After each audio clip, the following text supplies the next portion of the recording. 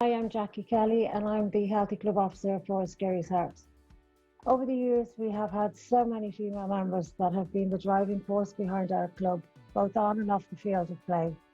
These ladies have supported, mentored, coached, led, and inspired in so many ways. Today, on International Women's Day, we acknowledge and celebrate our Skerries Harps female members. I'm Saoirse. I'm a senior footballer for Skerries Harps and I'm a social care worker for adults with intellectual disabilities. I've been working throughout the pandemic for the last year. The first 6 months are particularly tough because everything we do is around being person to person and being in the community, and that was completely taken from us. We've had to adapt a lot with Zoom, which for some of us it may be easier to pick up, but we still have difficulties a year on. Still plenty of people getting passwords wrong and details wrong. So there was that to deal with at the start, and then we returned to work in August at 50% capacity. But it's been a massive change even at that. It is a tough environment because we are used to being so close together, being able to go out into the community is a massive part of what we do. The guys learn best when they have the ability to go out and experience things, and it's very hard to teach that on paper to somebody. Since then we've been kind of classroom based, 2 meters apart, and it's just very focused now on infection and prevention control, which of course is the most important thing, but it does make our job a little bit harder to kind of teach those life skills that we want everyone to be able to have, so they can, be their own individual and have as much independence as possible. What have you been able to do yourself regarding training? Obviously, you haven't been able to train. Have you been able just to personally go out and do stuff on your own, or how have you kind of? Yeah, I have to say that's been very tough. The hardest thing is to self-motivate at the moment. I know we have our groups and the girls are great, but it's because you're on your own the whole time. It's a lot of self-motivation. I'm lucky I have a dog that I can walk 10 kilometers a day if I want to. She's probably sick of me now. She doesn't like the look of her lead anymore. She doesn't want to be walked. But I think the thing that I'm doing most of now is fresh air every single day. That's really helped. No matter if it's pouring rain or not, I'll come home soaked, but at least I know myself that I've gotten out and I've gotten fresh air and I'm not sitting in the same environment, and I've come back and I've done something with my day. So that helps my mental health as well, knowing that I've just achieved something small, even if it's only a lap around Skerries, like 2 kilometers, Niamh, your turn next. Hi, I'm Niamh Daly. I'm a member of the senior Skerries Harps ladies team, and I work as a mental health nurse.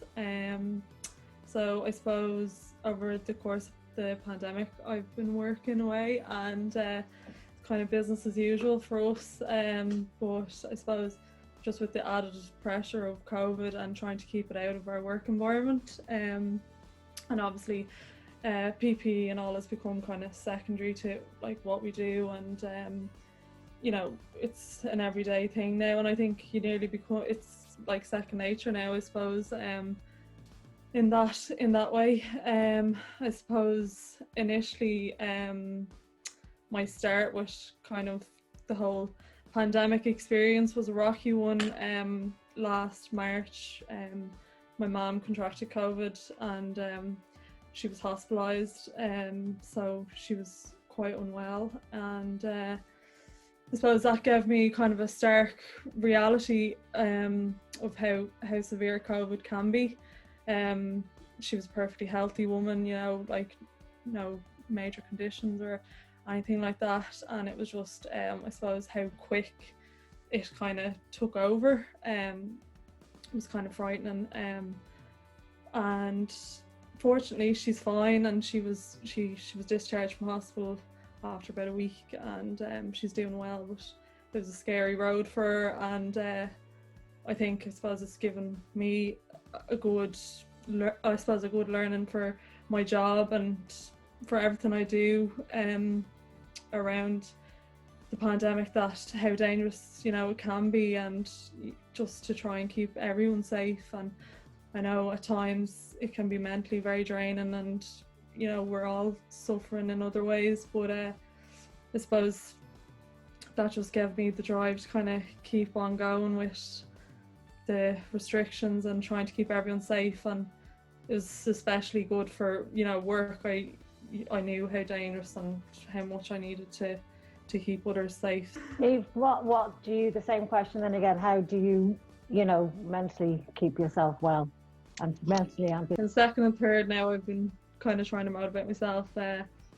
I've been doing a bit of running, bit of long distance. Kind of my long distance now is about 5k, but I would have been more thought I was just doing short sharp sprints, but started doing a bit of running, and I love it. Like, I actually never thought I would. I always thought, I always had that excuse, oh no, I'm just not into long distance running, like I'm more of a sprinter. But no, I'm loving that, and it's good because you can do it on your own, you can do it in groups, like with people from your house and stuff. Like me and my partner run together sometimes, and it's a good outlet for everyone. And then just a few kind of Zoom classes as everyone's kind of got used to them, and that's kind of what I do. And a bit of reading, try stay off social media as much as I can, because that can be kind of toxic at the minute. But yeah, that's kind of it.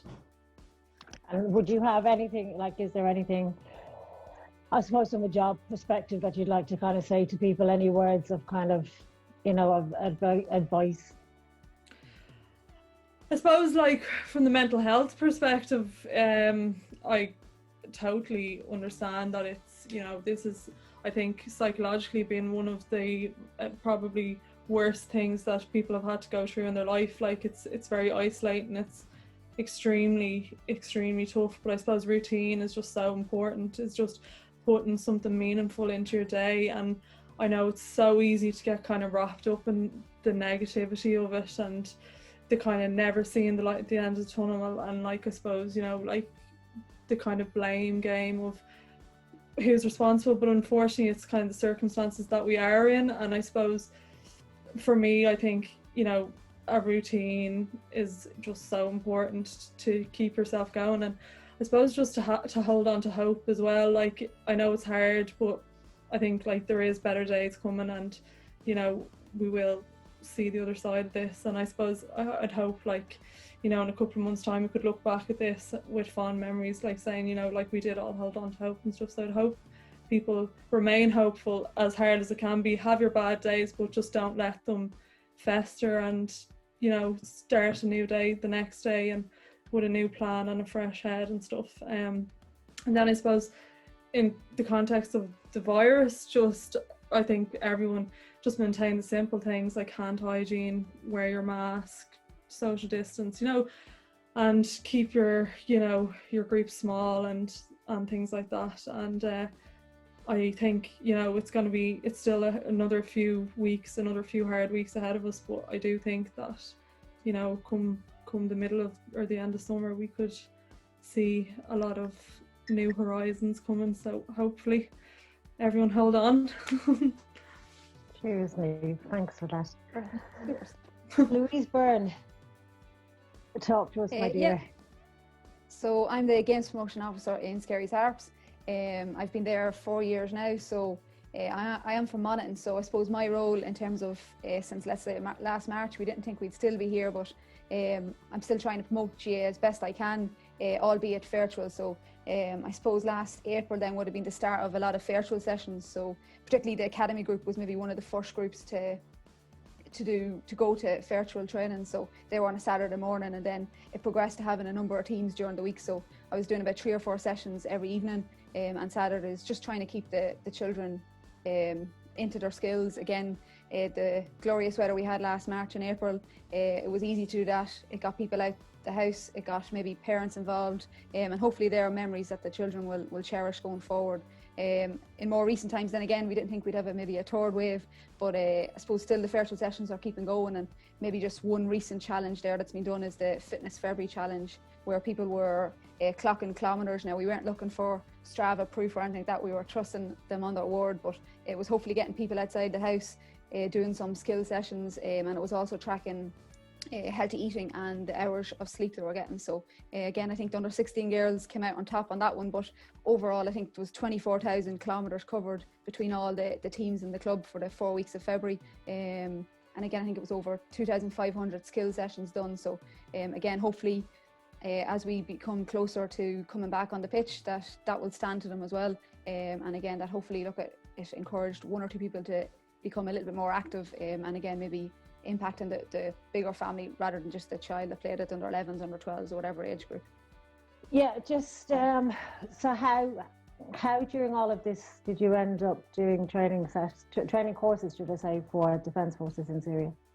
So as part of my role as a games promotion officer, I'm a tutor, so I tutor in a few areas, so from foundation right up to Award 2, and then maybe some other specialised areas such as strength and conditioning and performance analysis. So I've experienced in performance analysis, and just this morning, let's say, I was tutoring a performance analysis course to Syria, a group of defence forces out in Syria. So there's 4 sessions of it. So again, I suppose if there's a will, there's a way, and I suppose with all COVID, we're all getting more familiar with Zoom and Microsoft Teams, and it's the new norm. So anything is possible, I suppose, going forward in terms of just trying to adapt as best you can, and still trying to promote GA or help others through this time. So I suppose, as you stated earlier, you're obviously living in Monaghan, so you know you're obviously so far away from everything that you love doing. So how do you mentally and physically keep yourself going?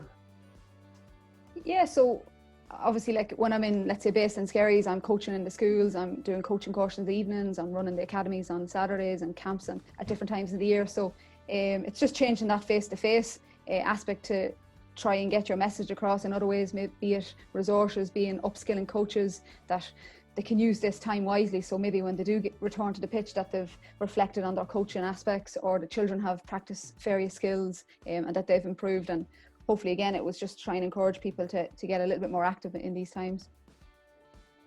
And what would you feel you'd like to say if you had a message to give out to say the young kids in Skerries now at this moment in time? I suppose, I think the brighter times are ahead. It's close to all getting back. Like, it's great to see the schools back this week, and again on a phased basis, everybody going back safely. And again, I suppose we'll all probably appreciate the small things. We won't complain about bad evenings, weather, or equipment or anything like that. We'll be hopefully more grateful for it and appreciate a bit more. Just with what's going on, is there anything you think you'd like to kind of, like little glimmer of hope or advice, or is there anything you feel? Yeah, okay. One thing I probably would say is keep in touch with your friends, whether you need the distraction from what's going on, or you never know, they might need the distraction.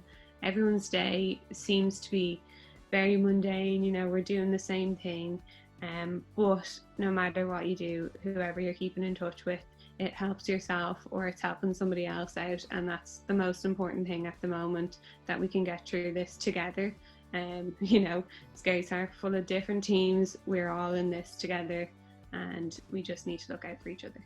Definitely. Cheers, thank you so much. Hi, I'm Deirdre Ormond. I'm a GP in Skerries, working in the Windmill Medical Centre, and also a mum of 3 living here in Skerries. Okay. Just want to ask you then, your role as obviously the local GP, how has COVID impacted not just your life, but not just your work, but also your life as a mum in JEA circles? Well, for start, just looking from the work aspect, it's changed work hugely. It's changed everything about how we have worked always. We're now working so much more by phone and only seeing a few people on the premises. It's obviously a lot busier, and I've been working a lot longer hours. So it's very, very different. Now, hopefully with vaccines coming in, maybe things will change, and it's nice to see that bit of positivity. On a personal level, how things have changed, you know, obviously longer hours is one big thing, but I've 3 children, as I said, 1 working from home, 2 studying from home. So the house itself is much, much busier.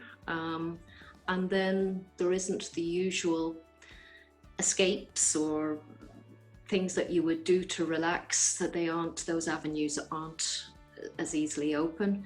I miss watching the boys playing football. I miss doing all the other things that everybody else would do to relax. But it's just something that you have to keep going with and believing that there will be an end in sight. What then, you know, when you do have free time, what do you do to stay mentally and physically well? I try and walk as much as I can. Certainly at the weekends, I do a couple of long walks. Up to about the beginning of January, I was doing a bit of sea swimming, and I do jigsaws and read. Love the jigsaws as well. Yes. And finally, just really want to ask, you know, I mean, obviously things are so tough for everybody, but as you said, there is a little bit of light at the end of the tunnel. Mm-hmm. Is there any advice, is there any words of wisdom that you kind of give to any of our members just in hopefully our final months? Yeah, I think, look, if people are struggling in any way, reach out. There is help out there. There are people you can talk to. Try and keep well by going for walks, finding opportunities to just find different ways of relaxing, and trying to keep, you know, even for older members, I think it's really important that you keep up some sort of mobility exercise, because if you don't, obviously the risk, particularly for older people, is that they will lose a lot of ability in that regard. That's Deirdre, that's everything. So thank you so much. Appreciate that. Not at all.